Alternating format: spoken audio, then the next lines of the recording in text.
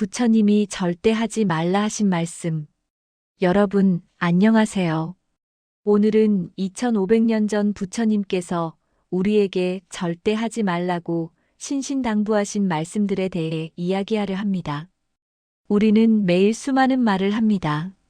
그런데 그 말들이 우리 삶을 어떻게 바꾸는지, 우리 운명을 어떻게 만들어가는지 생각해 본 적이 있으십니까? 부처님께서는 말씀하셨습니다. 말은 칼보다 날카롭다. 칼은 몸을 베지만 말은 마음을 벤다. 지금부터 부처님께서 절대 하지 말라고 하신 말씀들을 하나씩 들여다보겠습니다. 이 말들을 듣는 순간 여러분은 깜짝 놀라실 것입니다. 왜냐하면 우리가 아무렇지 않게 매일 하고 있는 말들이기 때문입니다. 첫 번째, 거짓말. 부처님께서 가장 먼저 경고하신 것이 바로 거짓말입니다. 한 번의 거짓말은 1000번의 진실을 무너뜨린다. 우리는 생각합니다. 작은 거짓말 하나쯤이야 괜찮지 않을까? 하지만 부처님께서는 말씀하셨습니다. 큰 거짓말도 작은 거짓말도 모두 같은 것이라고 말입니다. 어느 날 한 제자가 부처님께 물었습니다. 세존이시여, 상대방의 기분을 상하지 않게 하려고 하는 작은 거짓말도 나쁜 것입니까? 부처님께서 대답하셨습니다. 내가 처음 거짓말을 할 때는 양심이 찔릴 것이다. 두 번째는 조금 덜 찔릴 것이다. 세 번째부터는 아무렇지도 않을 것이다. 그렇게 거짓말은 습관이 되고 너는 진실을 잃게 된다. 생각해 보십시오. 우리는 하루에 몇 번이나 거짓말을 합니까? 괜찮아요라고 말하지만 사실은 괜찮지 않습니다.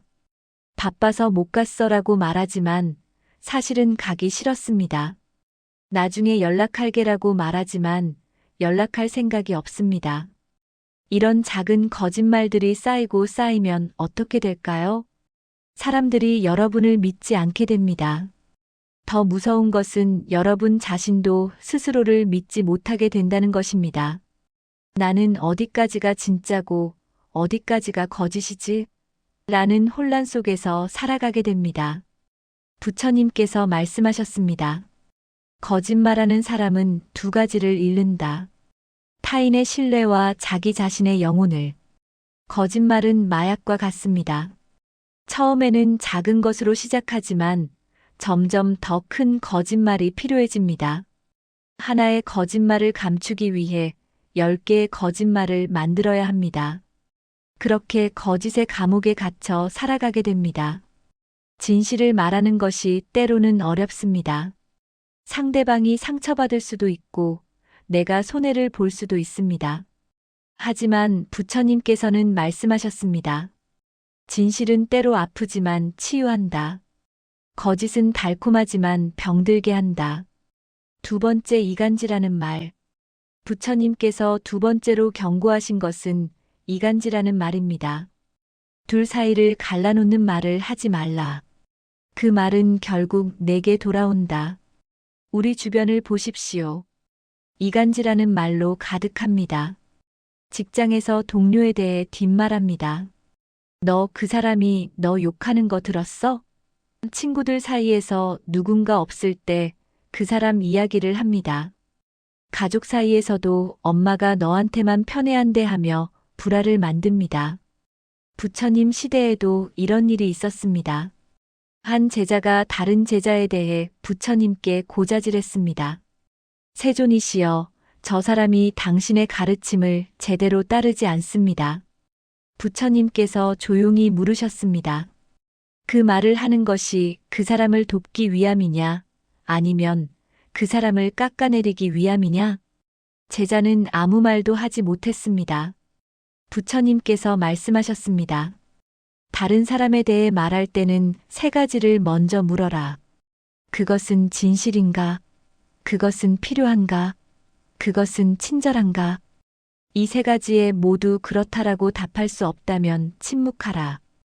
이간질하는 말은 왜 위험할까요? 첫째, 관계를 파괴합니다. 한 번 생긴 의심은 쉽게 사라지지 않습니다.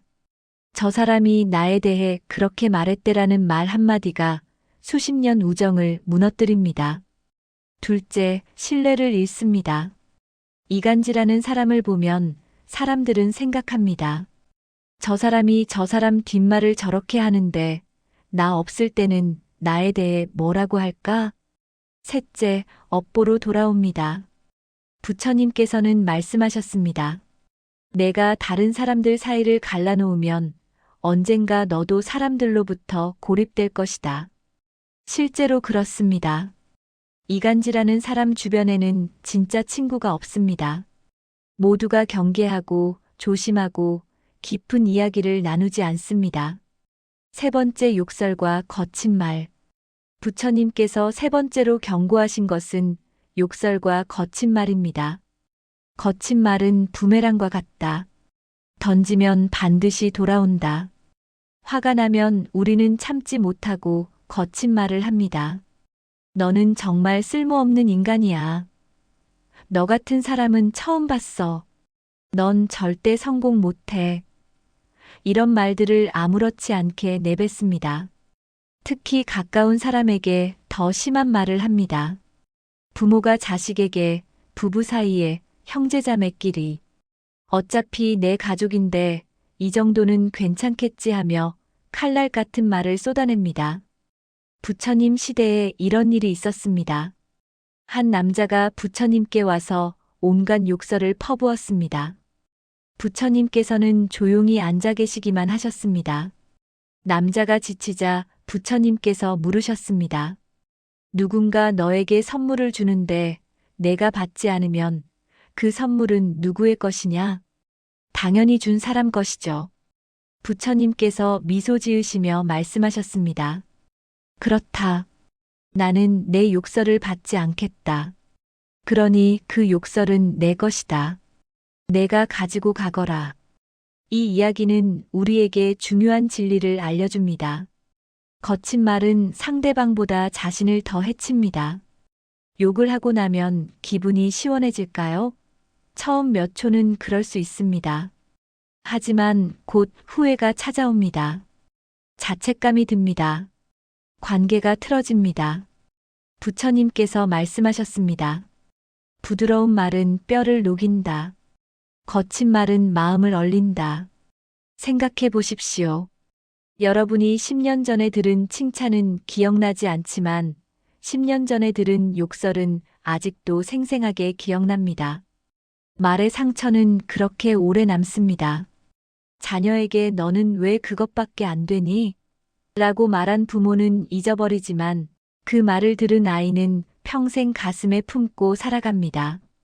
나는 부족한 사람이야 라는 생각이 무의식에 새겨집니다. 부처님께서는 말씀하셨습니다. 화가 날 때 하는 말은 평생 후회할 말이 된다. 화를 삼키는 것이 어렵지만 뱉어낸 말을 주워 담는 것은 불가능하다. 네 번째, 쓸데없는 잡담. 부처님께서 네 번째로 경고하신 것은 쓸데없는 잡담입니다. 의미 없는 말은 시간을 훔치고 에너지를 빼앗는다. 우리는 하루에 얼마나 많은 쓸데없는 말을 합니까? 남의 사생활에 대해 떠들고 확인되지 않은 소문을 퍼뜨리고 의미 없는 논쟁을 벌입니다. SNS에 누군가 올린 글에 시간 가는 줄 모르고 댓글을 달며 논쟁합니다. 부처님께서는 말씀하셨습니다. 말이 많은 사람은 생각이 얕다. 깊은 우물은 소리가 적고 얕은 웅덩이는 시끄럽다. 한 제자가 부처님께 여쭈었습니다. 세존이시여, 침묵하는 것이 그렇게 중요합니까? 부처님께서 대답하셨습니다. 입을 열기 전에 세 가지를 생각하라. 내가 할 말이 침묵보다 나은가? 이 말이 상황을 개선하는가? 이 말이 꼭 필요한가? 우리 사회를 보십시오. SNS는 쓸데없는 말로 넘쳐납니다. 누군가의 외모를 평가하고 누군가의 선택을 비난하고 확인되지 않은 정보를 사실인 양 퍼뜨립니다. 이런 잡담이 왜 위험할까요? 첫째, 시간을 낭비합니다. 하루 몇 시간씩 의미 없는 대화에 써버립니다. 그 시간에 책을 읽거나 명상을 하거나 사랑하는 사람과 깊은 대화를 나눌 수 있었을 텐데 말입니다. 둘째, 마음을 흐리게 합니다. 잡담이 많으면 생각이 복잡해집니다. 중요한 것과 중요하지 않은 것을 구분하지 못하게 됩니다. 셋째, 업보를 만듭니다. 쓸데없는 말도 업이 됩니다. 특히 남을 헐뜯거나 소문을 퍼뜨리는 말은 반드시 돌고 돌아 자신에게 돌아옵니다. 부처님께서는 말씀하셨습니다. 현명한 사람은 필요한 말만 한다. 어리석은 사람은 생각나는 대로 말한다. 다섯 번째, 자랑하는 말. 부처님께서 다섯 번째로 경고하신 것은 자랑하는 말입니다. 자신을 높이는 말은 결국 자신을 낮춘다. 우리는 자랑하고 싶은 욕구가 있습니다. 인정받고 싶고 대단해 보이고 싶습니다. 나는 이런 일을 해냈어. 나는 이런 사람을 알아. 나는 이만큼 돈을 벌었어. 끊임없이 자신을 드러내려 합니다. 요즘은 SNS가 자랑의 무대가 되었습니다. 맛있는 음식을 먹으면 사진을 찍어 올립니다. 좋은 곳을 가면 인증샷을 올립니다. 내 삶은 이렇게 멋져라고 보여주려 합니다. 부처님 시대에 이런 일이 있었습니다. 한 부자가 부처님께 와서 자신이 얼마나 많은 보시를 했는지 자랑했습니다. 부처님께서 조용히 물으셨습니다. 내가 한 보시를 다른 사람들에게 알리는 이유가 무엇이냐? 부자가 대답했습니다. 사람들이 저를 좋은 사람이라고 생각하면 좋지 않습니까? 부처님께서 말씀하셨습니다. 내가 찾는 것은 복이 아니라 칭찬이구나. 칭찬은 바람과 같아서 순간 기분을 좋게 하지만 곧 사라진다. 하지만 진정한 공덕은 조용히 쌓인다. 자랑하는 말이 왜 문제일까요? 첫째, 오히려 사람들로부터 멀어지게 만듭니다. 자랑하는 사람 옆에 있으면 기분이 좋지 않습니다. 자신이 초라해 보이기 때문입니다. 그래서 사람들은 자랑쟁이를 피합니다. 둘째, 자신의 성장을 멈추게 합니다. 이미 잘한다고 생각하면 더 배우려 하지 않습니다. 자만심이 겸손함을 잃게 만듭니다. 셋째, 시기와 질투를 불러옵니다. 자랑할수록 더 많은 사람들이 여러분의 실패를 바라게 됩니다. 높이 올라간 만큼 더 크게 떨어질 위험이 있습니다. 부처님께서는 말씀하셨습니다. 벼는 익을수록 고개를 숙인다. 진정으로 훌륭한 사람은 자신을 낮춘다. 여섯 번째, 남을 판단하는 말. 부처님께서 여섯 번째로 경고하신 것은 남을 판단하는 말입니다. 남을 판단하기 전에 내 자신을 먼저 보라. 우리는 얼마나 쉽게 남을 판단합니까? 저 사람은 게으르다. 저 엄마는 아이를 잘못 키운다. 저 사람은 이기적이다. 다른 사람의 삶을 몇 초 보고 전체를 판단합니다. 부처님께서 말씀하셨습니다. 남의 허물은 보기 쉽고 자기 허물은 보기 어렵다. 남의 허물은 티끌처럼 작은 것도 보지만 자기 허물은 산더미처럼 큰 것도 보지 못한다. 한 제자가 부처님께 물었습니다. 세존이시여, 저 사람이 잘못된 길을 가고 있는 것 같습니다. 제가 충고해야 하지 않을까요? 부처님께서 대답하셨습니다. 내가 그 사람의 전생을 아느냐? 그 사람의 업을 아느냐? 그 사람이 왜 그런 선택을 했는지 진짜 이유를 아느냐? 모른다면 판단하지 말고 자비를 베풀어라. 우리는 사람들의 겉모습만 보고 판단합니다. 아이가 마트에서 떼를 쓰는 것을 보고 버릇없는 아이라고 판단합니다. 하지만 그 아이가 자폐 스펙트럼 장애가 있다는 것을 우리는 모릅니다. 직장에서 항상 늦는 동료를 보고 게으른 사람이라고 판단합니다.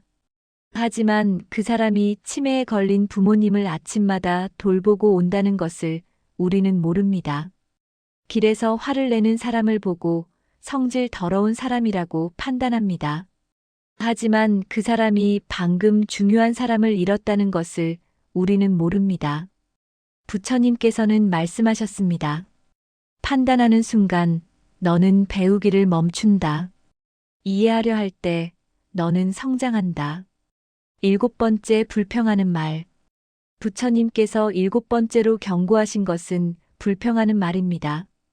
불평은 독과 같다. 마시는 사람도 해치고 듣는 사람도 해친다.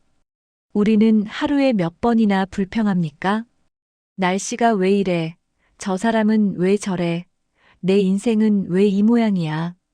끊임없이 불평하며 살아갑니다. 직장에서 일이 많다고 불평합니다. 집에서 가족이 이해해주지 않는다고 불평합니다. 친구들이 나를 무시한다고 불평합니다. 부처님께서 말씀하셨습니다.